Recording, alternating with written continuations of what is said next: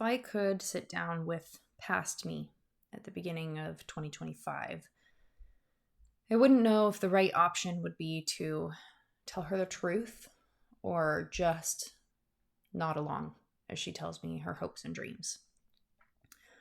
I wouldn't know if the right option would be to tell her that she'll lose 2 more animals within a year, that all her hopes would be dashed, or that she would fall back on old coping skills that she never thought she'd use again.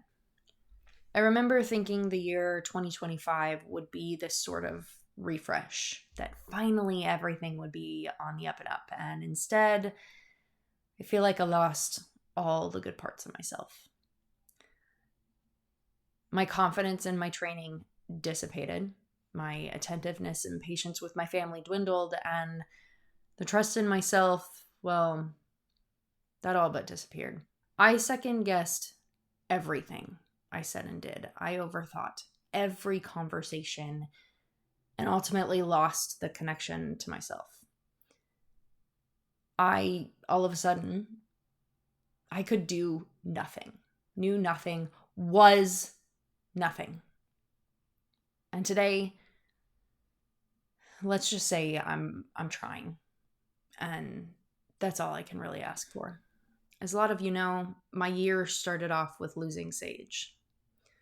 My heart and soul, my favorite teacher, and my best friend. It was an expected grief. With her long-term diagnosis of navicular and on and off lameness, it wasn't surprising, but it still hurt all the same. And more hurt came when I had a hysterectomy. Knowing that I could finally live my life without pain, but also knowing that my husband and I could never have another child. And I think a part of me thought that because I chose a hysterectomy and didn't choose to continue to fight for God knows how many years to be pregnant again, that I couldn't feel grief over it.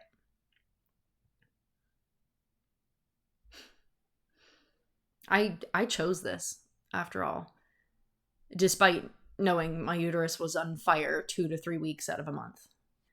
I fell out of love with a program that I thought that I'd always be a part of, and I think because of that, I also lost yet another piece of myself.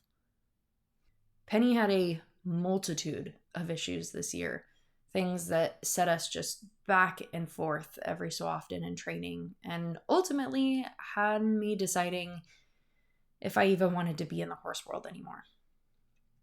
And I made a few videos last year about bringing home a new Mustang. How excited I was to be selected for this competition and the opportunity to give a Mustang a great start for a domesticated life. I fully believe everything happens for a reason, and there are a lot of things that changed that would have made this whole process a lot more difficult. But another loss came around when the second Teens in Oregon Mustangs Challenge was canceled. My hopes, plans, dreams, all gone for the entire summer. And to top it off, my old dog, Moose, reached his final days just after my husband got home from training. I'd love to tell you it's still been a good year. I love being the positive person that can find all the good things, but this year, man, it's been hard to keep an eye on the good things that's around me. And I am so blessed. I have a wonderful family. I have a wonderful life. I have wonderful pets. But then why am I so sad? Why is it that I have to justify my own sadness, not to anyone else, but to myself? And to hear that inner voice just constantly telling me that I'm not good enough, that's just exhausting. I think I tend to minimize my problems. Things really aren't that hard, and yet depression still comes back swinging, just kicking my ass to the curb. And by minimizing, I think it makes it even worse because my brain sits there telling me to just get over it. And so I fall to old habits. And man, does it suck. It sucks to start over again. All I want is to feel normal. All I want is to have one day where I'm not crying and not hating everything I've become. As far as plans for the future, to be honest, right now it's hard to even see through to next week.